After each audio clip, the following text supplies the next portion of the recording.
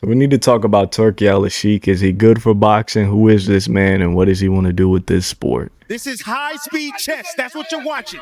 So Turki Alashikh, he's came into boxing. He came in 2023. From my research, his first event hosted in Riyadh was in 2023. He came onto the scene, and he's made great strides in the boxing world. And a lot of fans are kind of conflicted with the presence of Mr. Turki Alashikh. A lot of people are, he's bad. A lot of people, he's good. I want to kind of do an overview on Turki, who he is, and why he's here.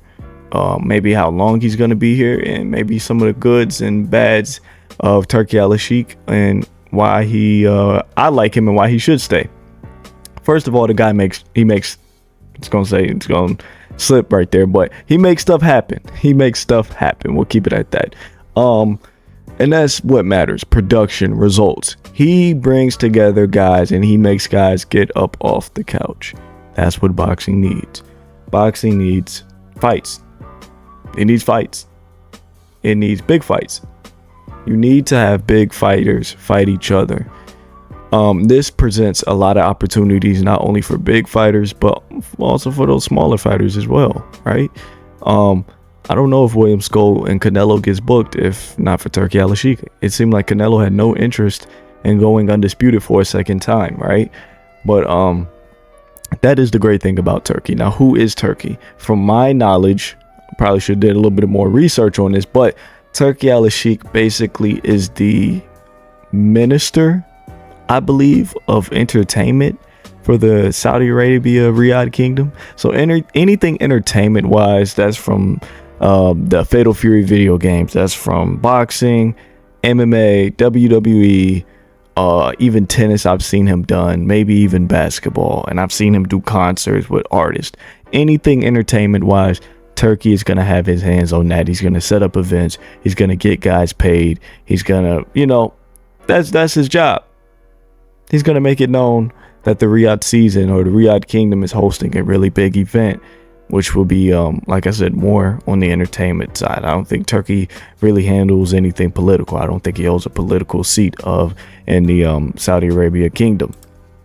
But what I want to go back to is his ability to make matches. We need to take a look at it so you guys can get a perspective and get a grand scope on just what this man has done in the last 2 years. We're going to try to run through these fairly quick. Okay, you guys stick with me here. So 2023, he hosts 2 events. He hosts Fury versus Ngannou, and then Joshua and Wilder when they faced off against, I think, Parker and Otto, I think. And that also had Dubois and Jarrell Miller. So that's what he did in 2023, both in Riyadh. Then in 2024, March, Ngannou Joshua, Riyadh. In May, he does Usyk Fury in Riyadh. In June, he does Wilder Zhang, the 5v5 in Riyadh. And in August, he does Crawford Madrimov in LA. In September, he does Joshua Dubois in Wembley.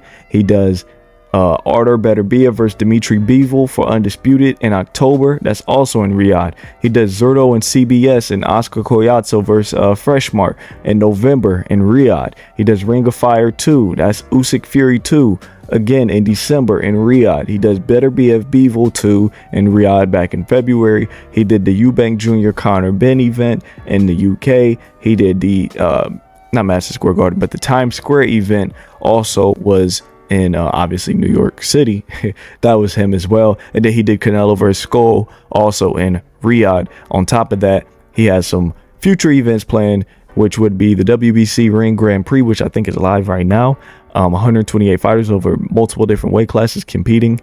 So that's pretty dope. He's planning a 6v6 with the US and the UK. That'll be Golden Boy and Top Rank versus Matchroom in Queensberry. He's obviously doing the Canelo vs. Crawford event. And then on top of that, he has hundreds of ambassadors under the Ring magazine, from fighters like Abdullah Mason, Keyshawn Davis, Bruce Carrington, Noya Inoue. So the guy is putting in his stain. That's what we like to call it. Stain. He's putting in his stain. You can't deny that. You can say what you want about Turki. You cannot deny the guy is hardworking. He's hardworking. And he's making a very great lasting impact on the sport of boxing. Now the issue with Turkey is that people don't like what they cannot understand. People tend to be scared and frightened when they cannot comprehend such conceptual ideas. Look at that, conceptual. We put that on the screen, conceptual. Okay, now what do you mean by that, Jerry? People don't understand how somebody's able to come into boxing, all this money, and put together all these different things, because that's never been done in boxing. That's never been done in sports, from what I've seen and what I've known in the years I've been alive. One man comes into a sport and just flips it on his head. Never been done before, and people aren't a fan of it. People are cautious because boxing is a fragile sport. I thought boxing was on the verge of being extinct at one point. So for somebody to come in here, sit at the dinner table, he takes the biggest seat at the table and he moves all these pieces on the chessboard. Not only is he moving these pieces, but some people feel like he's moving them incorrectly.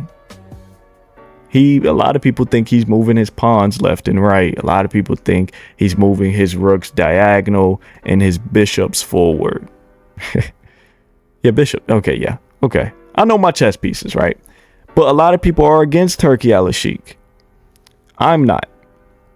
Now, we can also talk about, we'll go a little bit deeper into why people are against him. Like we said, the conceptual idea of someone just coming in here with all this money and flipping the sport on his head, it's frightening.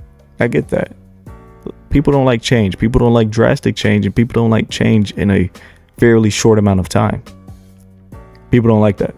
A lot of people would rather die being the same person they were for the last 50, 60 years. People are really content when things are working and things are going, no matter if they're great, bad, or average. Once things start rolling, people just like that. They like just the constant pace. And that's not what Turki Alashikh is about. He's coming in here and he's looking to make a lot of changes. I want to speak on the cultural aspect of Turki Alashikh and why people don't like that. And it, again, is something people don't understand, and so they're quite frightened by it. I don't care. I don't understand his culture, but I am aware that it is his culture. Right? I am aware, like, okay, they do things differently over there. Anything Turkey does that I am not accustomed to or used to, I don't take it any sort of way. Okay, he's holding hands with Crawford. Simple Google search. That's something they do over there. I seen him hold hands with Eddie Hearn. Something we don't do in America, especially, two men. But guys, use your goddamn brains for 1 second. I seen him eating dinner with Canelo and Bud, and a lot of people are upset about that. It's different over there. It's different. Who knows? Usyk and Fury probably ate dinner together as well, just didn't post the photos. That is just the way they operate over there, and a lot of people do not like that. The whole His Excellency thing, I'm not gonna say that personally until I'm on his payroll. So Turkey, hit me up. I'm willing to be bought out here. I'm willing to sell out. I'm waiting on you, Turkey. But His Excellency, that's just a respect thing. That's just something they do over there. Like I said, that's not me till I get on that damn payroll. But yeah, people don't like that stuff. It rubs people the wrong way. And Turkey's coming to boxing, and a lot of people feel like he hasn't put in his work to come in here and move all these pieces. But in the 2 years he's been here, he's done a lot more work than what PBC's been doing. I got a video on them coming out as well. So when you look at it, and he's talking about, we're going to do an 18 by 18 foot ring.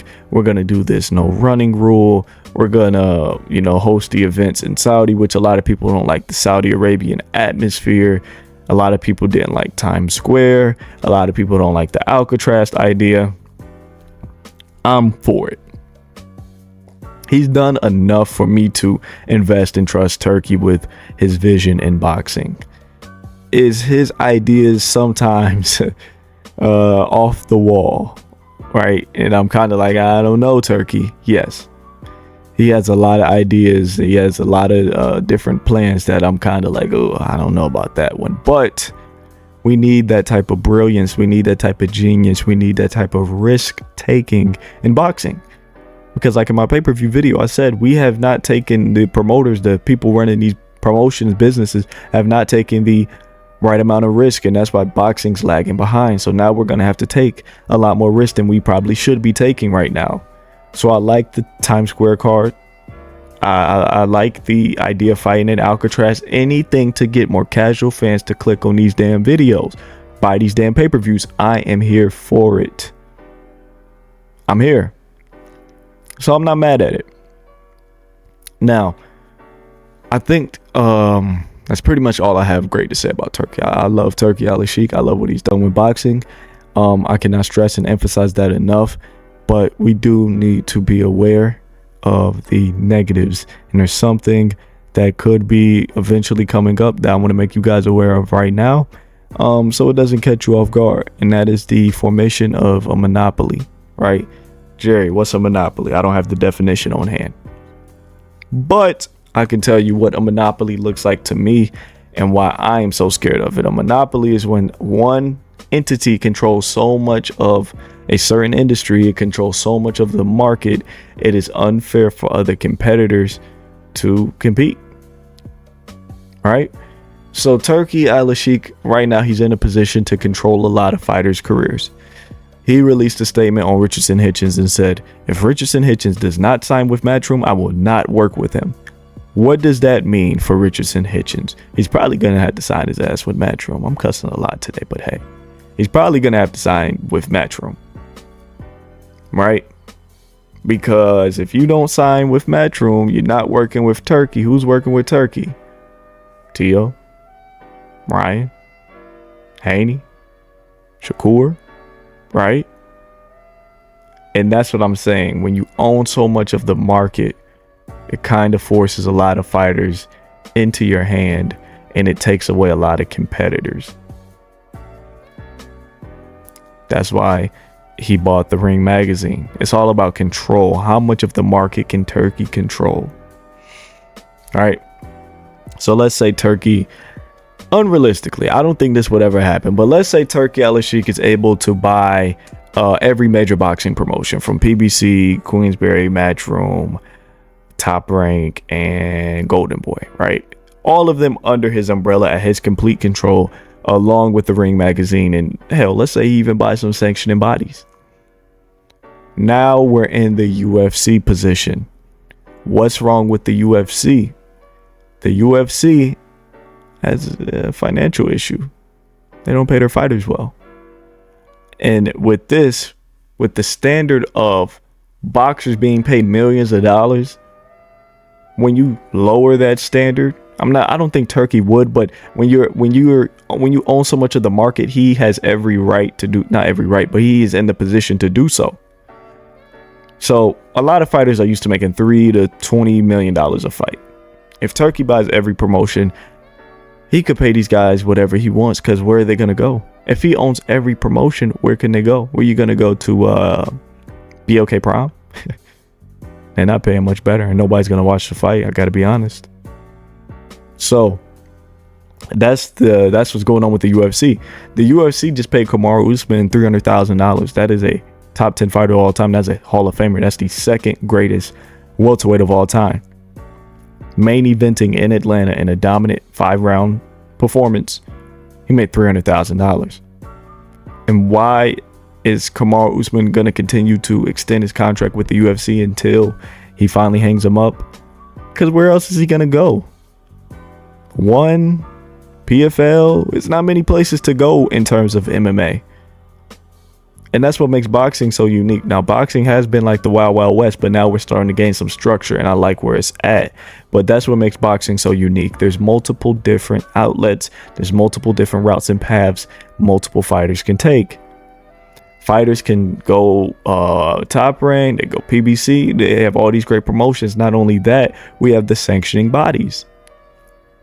So I like the 4-belt era. I like the 4 different sanctioning bodies, because you have kids like Abdullah Mason who realistically, I don't think is championship material quite yet, but he took a great path in the WBO route.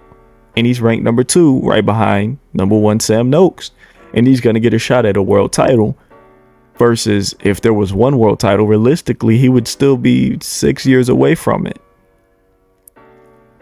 So I do like there being multiple outlets. So when you kind of condense it all into one promotion, one sanctioning body, it's just one entity is controlling too much of the market. It's never going to end well. That is why the UFC is, in my opinion, failing. That's why I don't really like the UFC, because certain narratives and propaganda they try to push, and you really can't do much about it. And the structure of the UFC is really strict. You gotta wear the shorts we approve, you gotta wear the gloves we approve. I don't like that, man. I don't like that. And it does give the UFC some structure, but it kind of feels like a dictatorship. Like I said, boxing's been the Wild Wild West, and it's time for some structure to come into the forefront of boxing. But I still want my boys to have their freedom. I still want my boys to call their shots when they want to fight, who they want to fight, at what location, at which time, for which titles. I still want them to have that much freedom. But at the same time, have some structure. We need to give some more power to the promoters. The fighters have had a lot of power over the last 20 plus years. They've had a lot. I got to be honest. For the last 20 years, fighters have been telling promoters, I'm not fighting him. I'm not fighting there. I'm not fighting 3 times a year. So with Turki Alashikh at the head of all of this, it gets a lot more fighters to, tighten up. It gets a lot more fighters to get up for fights. In my opinion, when you throw $20 million in the guy's face, they're like, okay, maybe I can fight 3 times. Maybe I can fight in Saudi Arabia. Don't sound that bad. So that's why I do like Turkey.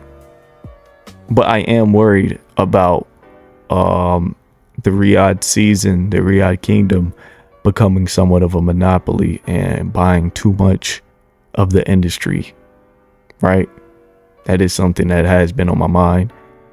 They've already bought Ring Magazine, which is pretty much the biggest media outlet in boxing, which isn't really a sanctioning body, but they control probably the most prestigious rankings and hand out the most prestigious awards in boxing. But I think that's all I got for you guys today. Like I said, I'm really for Turkey. I'm always gonna really side with Turkey unless it's something just completely, out of the water. But like I said, I am a big fan of Turkey. I do like what he's done. I do like what he has planned out for the future. I'm really interested on hearing what you guys have to say about Mr. Turki Alashikh. How do you guys feel about the build up, the promotion for the Canelo fight, Canelo Crawford, that is? And yeah, just give me a general idea on how y'all feel about Turki Alashikh. I cannot wait to read some of your guys' comments.